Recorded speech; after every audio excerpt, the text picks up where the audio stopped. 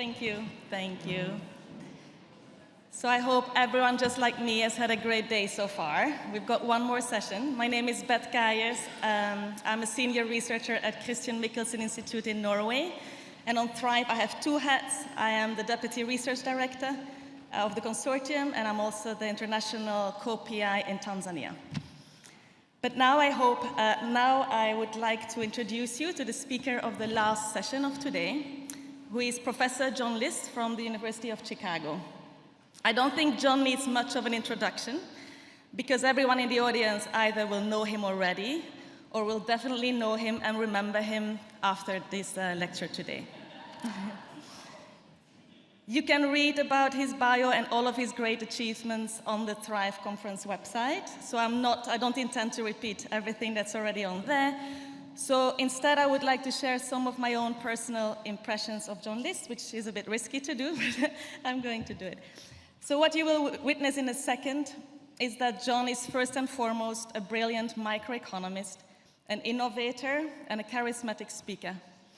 John is not your typical academic. He's a trailblazing economist, renowned for his pioneering work at the intersection of economics, psychology, and policy. He was the very first chief economist at Walmart and also the former chief economist of Uber and Lyft. Positions which have given him unique insights into how to apply academic principles into real-world settings that matter. John's work is all about taking successful programs and figuring out how to expand their reach without losing their magic, which makes him an excellent plenary speaker at this conference. In his recent book, The Voltage Effect, Making Good Ideas Great and Great Ideas Scale, he delves into the science of why some ideas, products, and policies explode in size and influence, while others fizzle out when scaled. It is an essential read for anyone involved in scaling social programs, including ECD. Beyond his latest book, John has made substantial contributions through his research on charitable giving, behavioral economics, and experimental methods. His approach consistently demonstrates that innovative ideas, when scaled correctly, can transform communities and lives. His innovative approaches continue to inspire us to think big and act smarter. And I have no doubt that his lecture today will, as always, be innovative, provocative, and inspirational. And I can't wait to hear it. So I'm thrilled to welcome John List to the stage, and please join me in giving him a warm welcome. That was very nice. I think we can all leave now. That was an amazing intro. None of it's true, by the way. None of it's true. So thank you so much. And I've been sitting through the entire conference so far, and it's amazing how diverse our opinions and thoughts are. And I was starting to think, I hope it doesn't get too hot in here, because an economist comes up at the end. I don't know if that's so good, but bear with me. I have about 30 minutes to talk, and then we'll talk a little bit about any questions that you have. How many of you have heard move fast and break things? Raise your hand. Okay. Throw spaghetti against the wall. Whatever sticks, cook it. Fake it till you make it. She's in jail right now, right? It didn't work out very well. Where I'm from, that's really the scaling model. That's what I would call the art scaling. Now, what is so cool about what's going on here is that in nearly every session, people are trying to add science. And this panel was brilliant. Whoever put that together, I don't know if they're still here. They may have left. Most people left after that panel because you want to leave at the high point. But that panel was brilliant because it brought together very diverse thoughts about scaling. Even as fundamental as what is scaling? What does scaling actually mean? Now, as an economist, I have a very specific way to think about scaling. You might not like it, but I hope it gives you some thoughts about how you could make your own efforts a little bit better. Now, for me, my scaling road started here. Has anyone ever heard of Chicago Heights? Raise your hand if you've heard of Chicago Heights. Okay, a few. When they called me back in 2007 and said, John, we need help, I visited Chicago Heights, and that was the Department of Motor Vehicles. It still looks like that today. Then I started to dig in about what is Chicago Heights like. And what I found is in the 1950s and 1960s, it was a brilliant, brilliant community. Lots of manufacturing jobs. People were rich. Kids were happy. When they called me, I started to think about, okay, what's going on now? All of those manufacturing jobs had left. Nearly 33% of kids were living under the poverty line. In the United States, about 10 minutes from where I was living, in Chicago. So when Chicago Heights calls you, just like all of you would have answered, it's not yes or no. The answer is, where do we start? And all of you have started on your own missions. My Chicago Heights mission started in thinking about education. The average ninth grader is doing math and reading at about the second and third grade levels. 1,000 kids would enter high school every year, and only about 450 would make it out with a high school diploma. So that's a community that opened up to me and said, John, help us. So where I started was, I started my own pre-K. Remember, I'm an economist. I've never started a pre-K before. But I said, I want to start from the roots, the delivery room, if you will. So we started building that pre-K in 2008. It was meant for 3, 4, and 5-year-olds. And I had 3 goals. 1, I wanted to help Chicago Heights kids. 2, I wanted to learn about what's called the education production function. I wanted to write a lot of academic papers teaching the community about the education production function at a young age, early skill formation. And 3rd, I wanted to create a program that I could scale to the rest of the world. Not so great, right? It's just 3 simple goals. So 2014 rolls around, and the results start to arrive.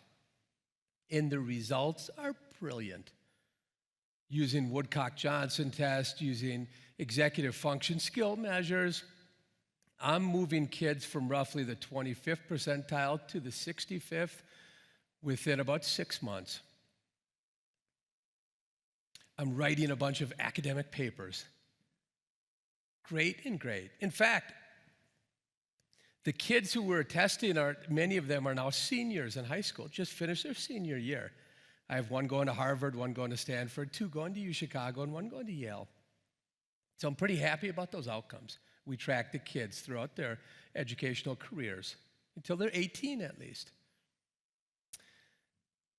That idea I felt was so good that I wanted to go door to door and talk to every politician, local, state, federal.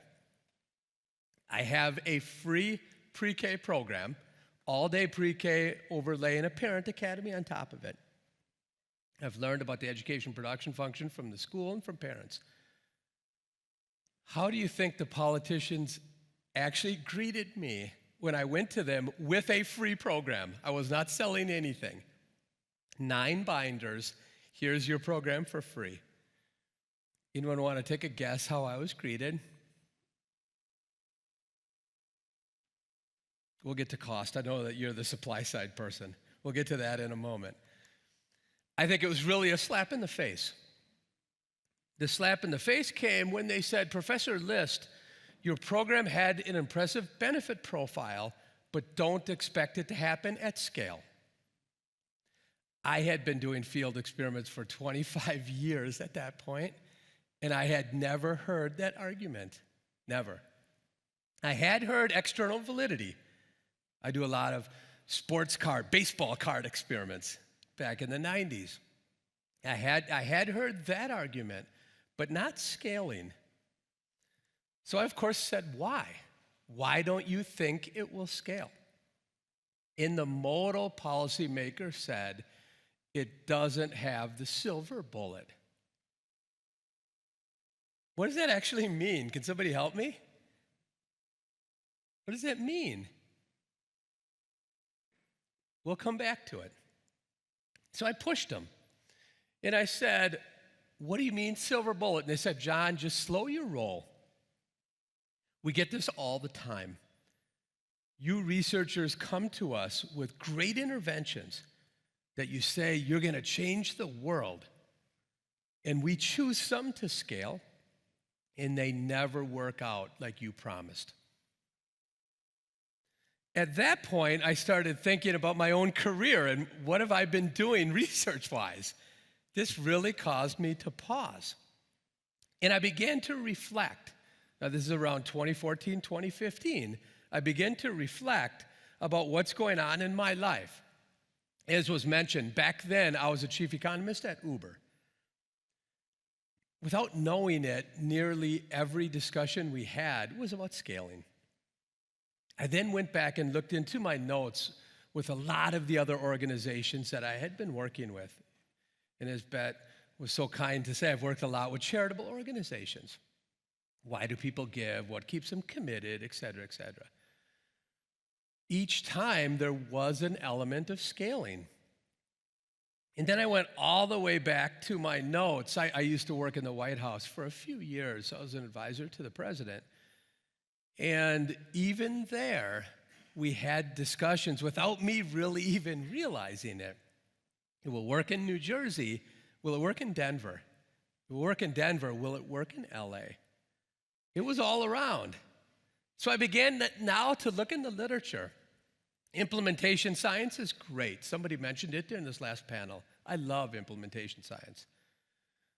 But what I felt the literature taught me was something that looked like that. There's a bunch of good stuff. Then a miracle occurs, which is what all the people are talking about up here, the hows behind what's going on. And then a bunch of good stuff again. That's what the literature felt like to an economist. I did not see models and data testing those models and then taking those data to the real world and seeing, does it work? And then speaking back to the models. So I'm talking about here making scaling an object of our research rather than just something that might be tangential or something we need to worry about because people ask us about it. Okay? So as any good economist would do, guess where I started? I created economic theory. That's where we start, to give us some insights about what's going on. Now, what's sort of interesting is this cohesive agreement amongst the panel is exactly what we have in our models. There are several players, each who have an objective function. They are trying to maximize something. And they all interact to produce incentives for academics. You all send us signals about what we should be doing with our work. That's basically what the model's telling me. Okay, I won't go through the model. But what kind of jumps out is this idea about what exactly is scaling. I would call it a very, very vague concept. Disturbingly vague, if you will. It bundles a bunch of things together. We've heard about supply-side questions, demand-side questions, and they're all bundled together. I think about it in a very simple way. We have external validity. Do our treatment effects generalize? That's important. That's part of scaling. But scaling is really about generalizing benefit cost profiles. And everyone in the room, I believe, will agree with me, even though a lot of people are taking pictures of it. Everyone will agree because that's exactly what you have been saying all day. Think about the supply side. Think about the demand side. Think about the whole system. In the end, we're talking about, do our benefit cost profiles scale? It's not just about, will I get the same treatment effect? It's part of it, but only a really small sliver in the end. This is a really interesting economics question. So what we did is we put all that together, solve all those equations, and then we started to look at DNA evidence. What is DNA evidence?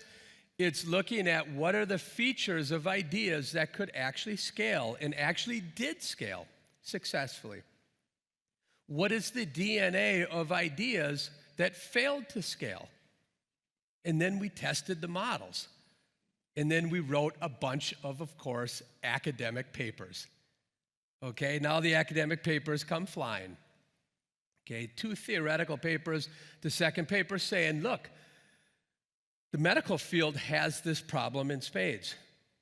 How have they taken care of compliance?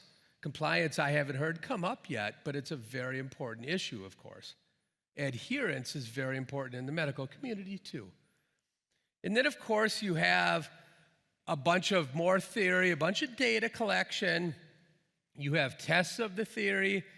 This is an early childhood conference. You'll see that the second from the bottom, that's an entire edited book on the scale-up effect in early childhood. So we took our model, we have a sociologist, a bunch of implementation scientists, psychologists, anthropologists, et cetera, bring in their own models about their view of scaling. Now let me stop here, and I'm going to ask you a question I want you to be honest about. All of you are interested in early childhood and scaling. How many of you have read any of these papers? If you raise your hand, I might call you.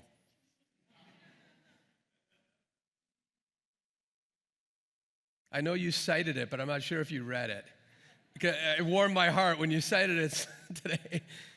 You don't want to be called, though, right? You cited the hardest one. You cited the science of using science. This is the problem, isn't it? As an academic, I feel like when I write a paper, 2 people read it, the editor and one of the 3 referees. And then I go tell my friends, I'm changing the world. All of you should be reading these papers. But I totally understand why you don't. I wouldn't either if I was you. By the time you get through the economies, all of the jargon, the parochial talk, the math, the Greek symbols. In fact, it's hard even to get through the abstract. I totally get it. That's how we're rewarded, folks. That's what we do. The problem is there are so many deep secrets stuck in academic journals. This is just one example. The academic community is replete with these examples. But at this point, I started giving talks on scaling. The only people who had really read it, again, were 2. That's exactly why I wrote The Voltage Effect. I wrote it to take all of the economies out of those papers. I wrote it to give all of you insights about what have I learned. Were the policymakers correct? What's the correct course of action for all of us? So let's start. Oh gosh, I better, 28 minutes. I have about 15 or so left. I'm okay. I have to get to the AI. The fellow right before, is he here? He called my work artificial insemination. I don't know if anyone caught that. Is that guy here? There he is. Thank you very much. I don't feel like it is, but maybe you think it's synthetic in some way. But that was funny. I got a kick out of that. Have you ever had your work called that? Artificial insemination work? Oh, you have decided that. Well, we're lucky. Okay, first question. Here's what the policymakers told me. Were they right? Were the policymakers correct when they said, look, John, the treatment results are never what you promise? A lot of people are saying yes. They were correct. That's what I would call the first law of scaling. That's what I call the voltage effect. Is anyone in here an engineer? If you're an engineer, raise your hand. Okay, one person. Social engineer, I like that. So you might want me to call this wattage. But nobody's going to buy a book called The Wattage Effect. All right, so give me some artistic liberty. It's as close to an economic law as you can get, folks. Law of demand, law of supply, law of comparative advantage. The voltage effect law, nearly every time you lose voltage, and it goes down. It goes down most of the time, okay? Now, the analogy, of course, when you're thinking about higher voltage, we're all trying to go from the Petri dish and extend it to other populations of people and other populations of situations. That's why we do science. We want to change the world, not just in the Petri dish, okay? They were exactly right here. How about that silver bullet? Were they right there? Anybody read The Voltage Effect?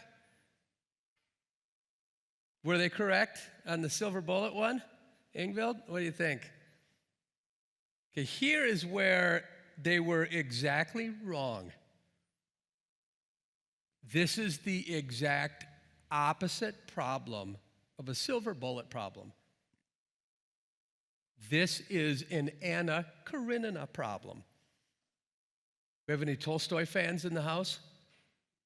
What was the first sentence of Anna Karenina? If you get this right, I'll send you a signed book. Happy families are all alike. Unhappy families are unhappy in their own way. Same with scalable policies. Scalable policies are all alike. Each unscalable policy is unscalable in its own way. Tolstoy has a dimensionality problem. There are many reasons why families aren't happy. I don't.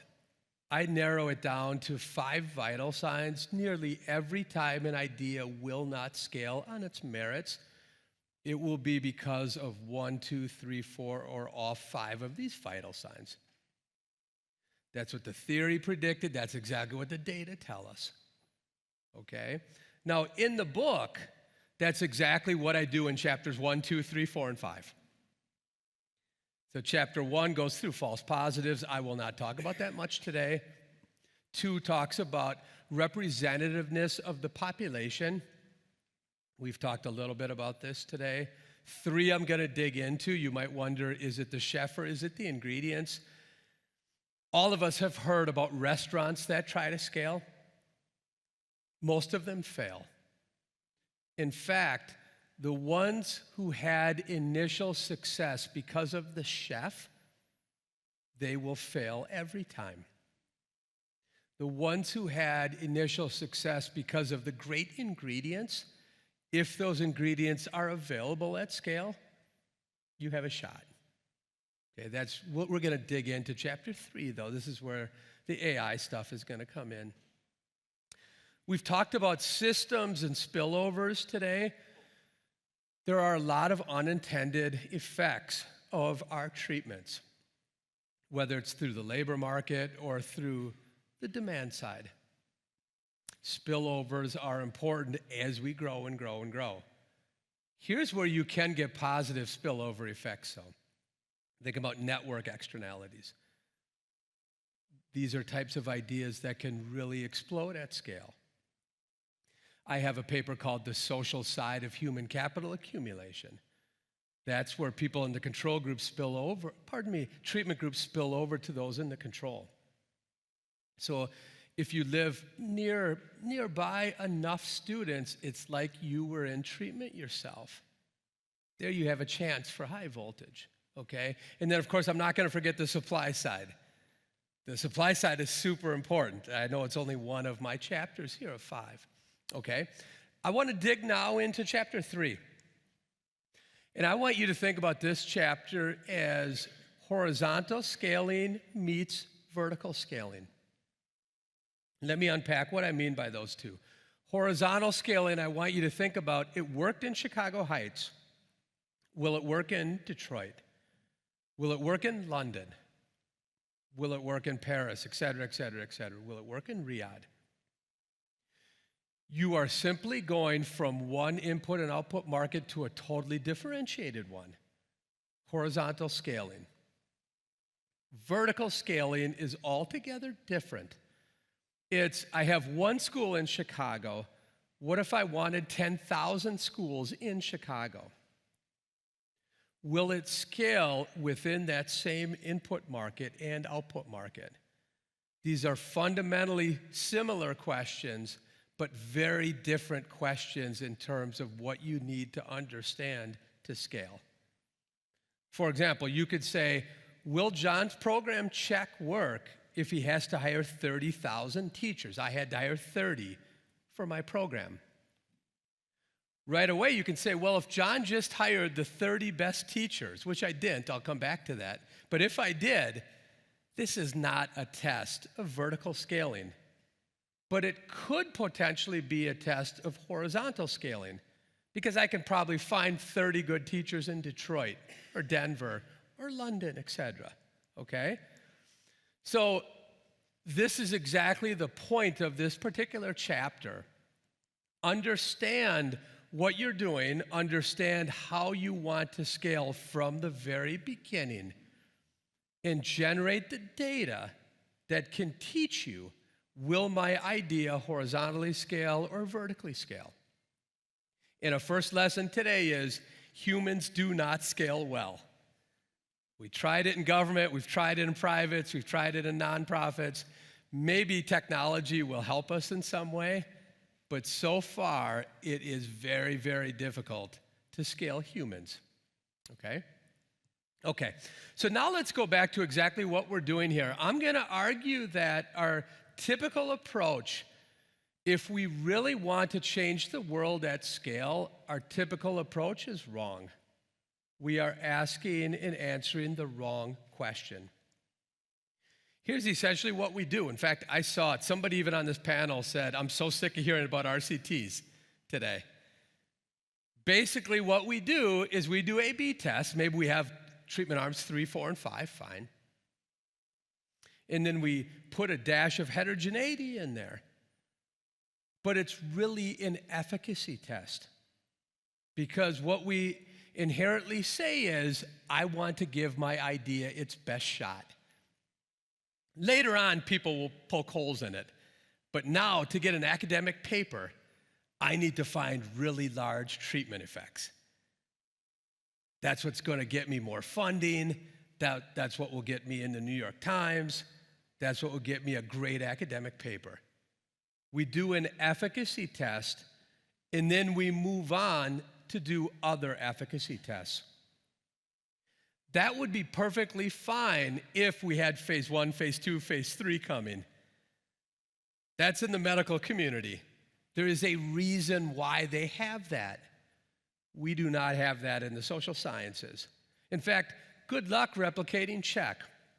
It costs $20 million to replicate it. It's expensive. It has high fixed cost. From the very beginning, we should think about what are the questions we will need to answer at scale, not after the efficacy test, because I promise that train's not coming. It's not coming because it's really hard to get funding for replication studies. It's not coming because typical academics don't want to do replications because it's hard to publish them. That's the state of play in that side of the market. So now what I'm going to argue today is, you can say, okay, John, I'm kind of with you. I get it. We don't want to just do efficacy tests, but what do you want us to do? I'm going to argue I want you to create policy-based evidence.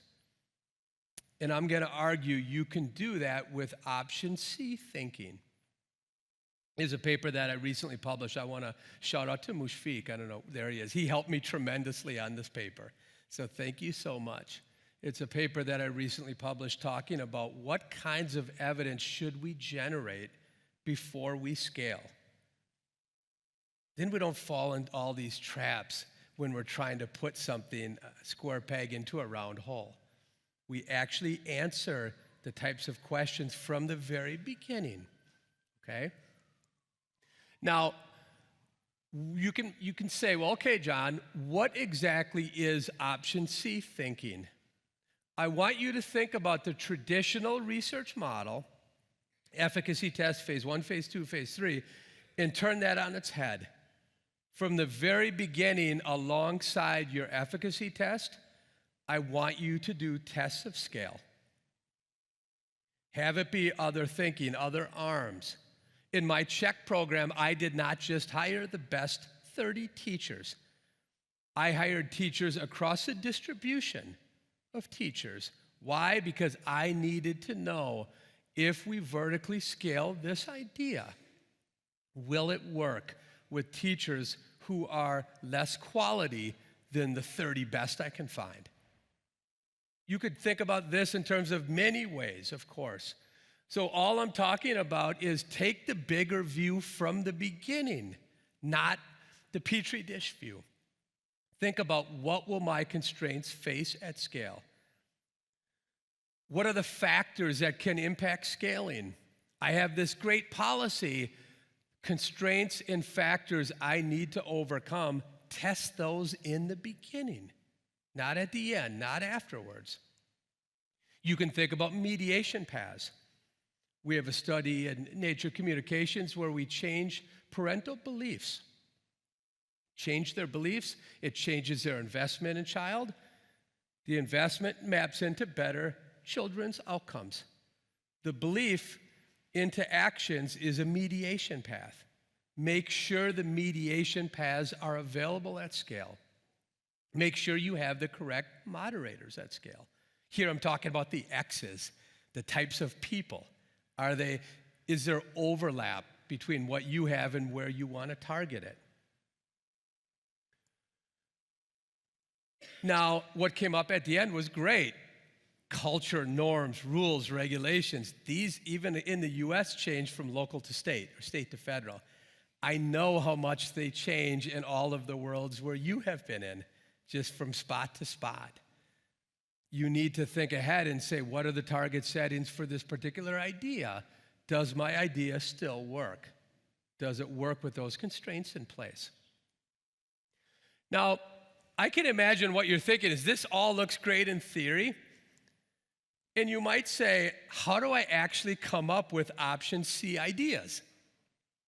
You know, where I would start is, this is an incredible spot for local experience. And I talk about this in this VoxDev paper that was just published. Experience is super important in your comparative advantage. All of you know the experience elements that are important in each of your settings and where you want to go with that idea. Theory, of course, can help too. I always start with theory. And what would theory say about it? Now, you might say, well, what if I have no experience and I'm not going to read the academic literature? Now what should I do? Here's where AI comes in. Okay? So this particular AI paper, we actually just wrote it and made it a working paper. So I'm going to quickly introduce what we're trying to do in this AI paper. But it's meant to try to give you option C ideas from the very beginning. Okay. So I chose ChatGPT. I would urge all of you to use Claude now that I'm an economic advisor for Anthropic. Always keep Claude in mind. So here's essentially what I did. I uploaded the PDF of my paper from Nature. I'm training ChatGPT. And I feed it with 6 prompts. I say, here's my research question, here's a description of the setting, here's the experimental population, here's what I'm trying to do. Okay? In my particular case, of course, these are the prompts to ChatGPT that I'm going to use. So I'm asking it for 3 simple option C ideas. What do you all think? Am I going to get junk back here? How many people think I'm going to get a few good ideas from chat? Raise your hand. Wow. How many people think I'm just going to get all junk? Artificial insemination guy, you got to be raising your hand on this. You can't leave me now. Let's find out. Let's find out. So idea number one, it was exactly what I already had in the Nature paper. Try different quality teachers is what it gave me back. I'm going to say, look, that's 0 for 1. It was a good idea, but that was my idea. I've already done that. That was my option C idea I did in Czech back in 2010. Okay, so I'm going to say Chad is 0 for 1. Remember, I want new ideas from Chad. Let's go to number 2. It's kind of interesting now. I think this is a pretty good idea.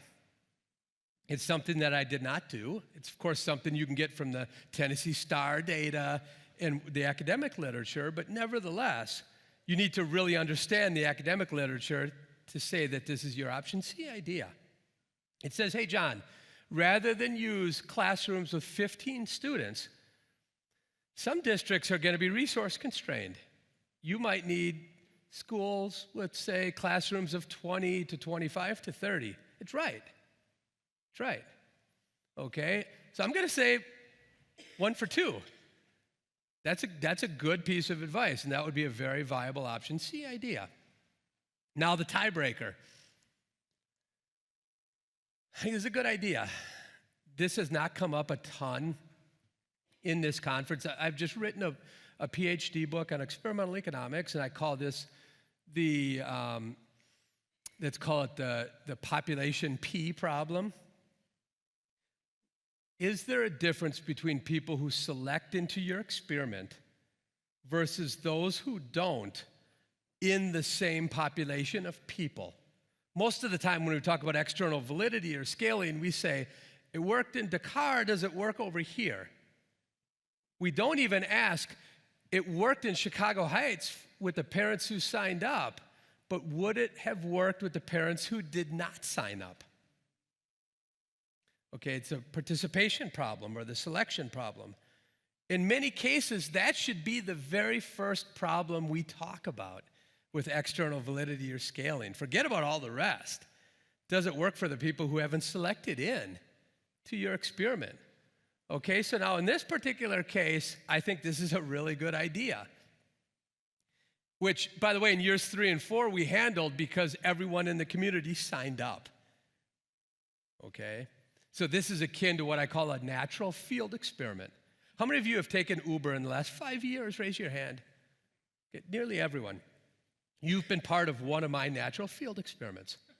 I've changed prices, I've changed tipping, et cetera, et cetera. I can't match your name with what you did, but I can match the whole population with how people respond to price or architectural changes. Okay, it's a natural field experiment. I don't have to worry about who selects into the experiment. Okay? Now, last slide, a few further thoughts about representativeness of the situation, and this is going to come from the paper that was cited this morning. Fidelity is super important, and that ends up in chapter 3 as well. Fidelity is the bugaboo, and one important trick that I've been able to work out is if the practitioners on the ground, the people who are actually running the experiment, if they understand the whys behind the intervention, fidelity is much higher. So that means if they understand why the intervention works, they are much more faithful to what you want them to actually do. Number 2, I'm going to argue we should use technology whenever we can to standardize. Of course, you can't in a lot of our settings, but whenever we can, technology allows us to harmonize. That's also part of the fidelity problem. From the very beginning, as researchers, we should be telling the policymaker what are the negotiables. That means what can change when we go to scale, and what are the non-negotiables. How do you find these? With option C thinking. I find exactly what I need to tell the policymaker, this is what you need to have in place for us to have a chance. Of course, you still need to execute. This is about the DNA of an idea. And then finally, I'm going to argue that we do not enough use the original scientist on our implementation teams. Very rarely does this happen. I understand some scientists can be disruptive, and some just want to publish an efficacy test and move on to the next efficacy test. Most scientists aren't like that. Most scientists really want to change the world. If people would start to ask them, you want to be on the implementation team? I'll guarantee many, many would, or their co-authors would, et cetera, et cetera, et cetera. Now, the reason why that's important is because there is an altogether different mindset. I've been in the policymaking world, I still am. I've been a scientist for a long time, I still am. The way that people code these problems is fundamentally different across scientists and policymakers. What the scientist is thinking about is altogether different than what the policymaker's thinking about. And they are complements, not substitutes. You will not find one shred of DNA in this brain that would suggest these are substitutes. That's why scientists should be on the implementation team. I'll stop there and take any questions that you have.